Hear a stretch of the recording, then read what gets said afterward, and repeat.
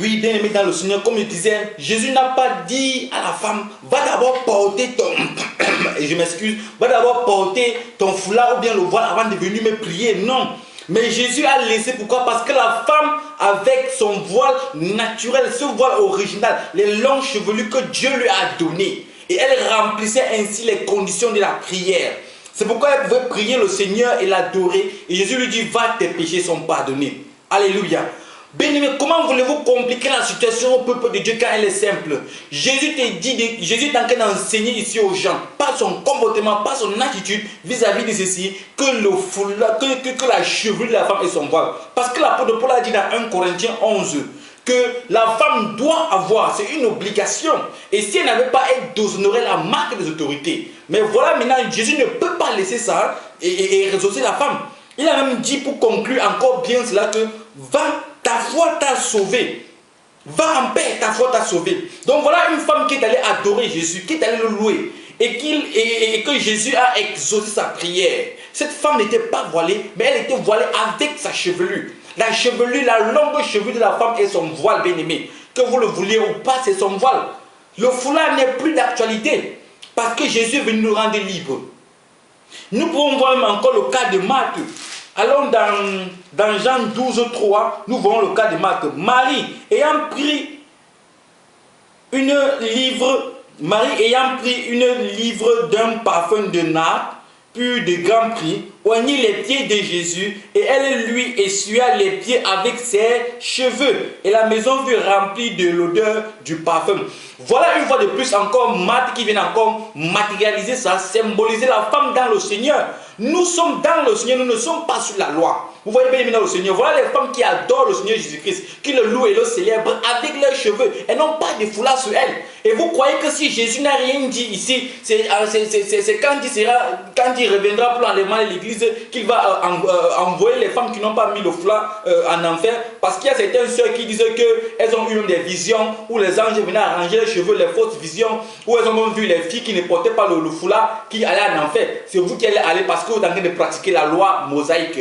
Tout cela qui mettent le foulard, vous symbolisez ainsi que Jésus-Christ n'est pas mort pour vous. Vous demeurez dans la loi et vous appliquez la loi. Or la Bible dit bien au Seigneur que celui qui applique la loi et échoue sur un est coupable de tous. Et j'ai démontré par le départ dans cet enseignement que vous ne portez pas le voile comme la Bible le décrit. Et de ce quoi vous faites coupable, vous devez réellement vous voiler comme la Bible le décrit. J'ai montré les images, vous devez réellement vous voiler ainsi comme la Bible le décrit et non ça, car ce n'est pas ça. Vous voyez que vous pratiquez mal cela et vous êtes susceptible de condamnation. Mais je prie le Seigneur Jésus-Christ parce qu'il pourra convaincre le cœur des gens et laisser les gens vraiment vivre sa joie. Voilà Jésus bien dans le Seigneur qui est en train d'attester ce que Paul dit dans 1 Corinthiens. Vous croyez que si on mettait Paul ici, là, Paul devait dire à la femme d'aller mettre le voile ou bien le foulard sur la tête? Non, Paul ne pouvait pas le dire. Pourquoi? Parce que la longue chevelure que la femme avait, c'était son voile.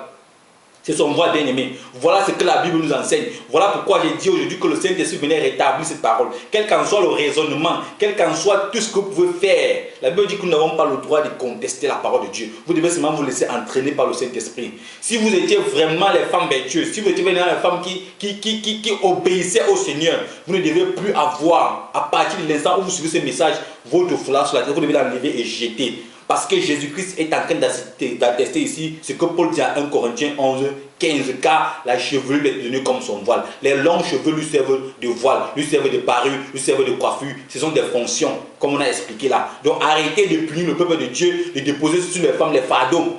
Vous voyez même des sœurs qui ne lavent même pas les cheveux, elles n'utilisent même pas les huiles. Et on dit ici qu'on a utilisé l'huile même pour oindre de Jésus avec. Elles n'utilisent même pas de parfum, elles sentent partout.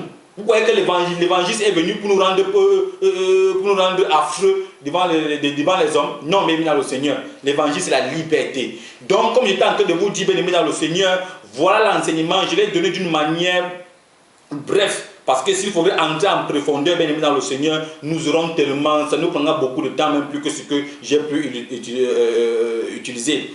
Donc je demande vraiment le Seigneur de vous bénir et de vous conduire vers ce chemin. Allez et faites des recherches, cherchez bien dans le Seigneur. Nous ne laissons pas entraîner par les frères. Parce qu'on a compris seulement, on a dit que tout le monde qui prie la tête non voilée et déshonore son chef, on pense non, le foulard, les étoffes, tout ceci là n'est plus d'actualité. Laissez les pharisiens, les musulmans et autres faire cela, ça c'est eux. Mais nous les chrétiens qui sommes nés de nouveau convertis, nous avons vu Jésus-Christ qui a enseigné, les femmes qui l'ont adoré, ces femmes n'avaient pas de voile. Si on mettait les pasteurs de nos jours à la place de Jésus ici là, elles devaient renvoyer les sœurs d'aller mettre le foulard sur eux.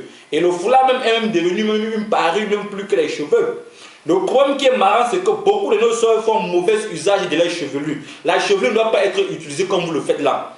Elle doit être bien entretenue. Aujourd'hui, la technologie a évolué, que Dieu a permis, au travers de l'intelligence qu'il a donnée à l'homme, de développer à partir des plantes et des produits naturels pour traiter les cheveux. Il y a des produits naturels qui traitent vos cheveux. Vous n'avez pas besoin de défrisage, vous n'avez pas besoin de porter les perruques, tout ça, vous n'avez pas besoin de ça. Vous devez faire bon usage de vos chevelures. De la même façon que nous avons vu comment une femme devait porter le voile, de la même façon vous devez aussi faire un bon usage. Si Dieu nous permet de donner le temps, on doit montrer comment est-ce que vous pouvez faire un bon usage de vos chevelures, afin que vous demeurez femme naturelle qui plaise à Dieu. Sachez-le bien, comme je vous le dis, bien au Seigneur. Nous sommes arrivés au thème de cet enseignement et je bénis tous ceux qui ont pris le temps de nous écouter. Je prie le Seigneur Jésus-Christ aussi d'aller et de vous fortifier. Soyez comblés. Je vais prier pour vous remettre entre les mains de Dieu pour ceux-là qui prennent la décision maintenant d'enlever le foulard ou bien quoi que ce soit sur ta tête. Si un pasteur te parle, dis-lui que la parole de Dieu a dit. Et vous devez faire un choix. Ne vous laissez pas influencer par les pasteurs, par vos frères et sœurs, par les gens dans l'église. Oh, on va dire quoi quand je ne vais pas mettre le foulard sur ma tête? Non, bien maintenant le Seigneur. Si depuis longtemps tu as condamné cela, tu as agi par ignorance, mais maintenant tu te repens, tu dis Seigneur, je sais que ma longue chevelure tu m'as donné pour un voile. On a vu Jésus ici là. Voilà les femmes qui ont prié Jésus. Elles n'avaient pas de voile. Si Jésus n'a rien dit, il a dit va ta foi t'a sauvé. Ce n'est pas sur toi qui va te condamner. Paul n'a pas contredit Jésus. Paul n'a jamais contredit Jésus. Si vous mettez Paul ici là, Paul ne pourra pas venir dire à la femme non, va te mettre. Non, non, non, mais soyons tranquilles, soyez tranquilles. Aie la paix dans ton cœur. La longue chevelure, c'est le voile. Le foulard n'est plus d'actualité dans le corps du Christ. Quand les cœurs sont convertis en Jésus-Christ, le voile est ôté. Quel qu'en soit l'enseignement, l'explication que vous allez donner dans la chevelure, c'est dans le physique, au salaire dans la nouvelle création et tout. Quand vous parlez même que Dieu a vu que dans la nouvelle création, il fallait mettre une marque supplémentaire et que la nouvelle création, le port du voile n'avait pas commencé dans la nouvelle création. Là où tout ce que vous allez dire est fautif.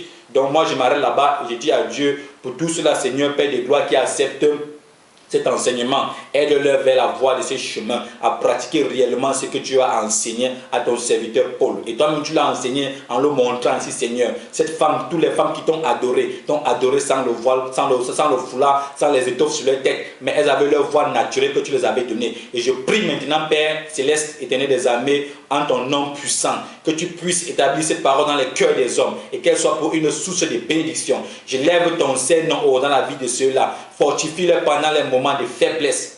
Fortifie-les pour ceux qui ont les doutes, Seigneur. Enseigne davantage encore cette parole comme tu m'as enseigné, Seigneur de gloire.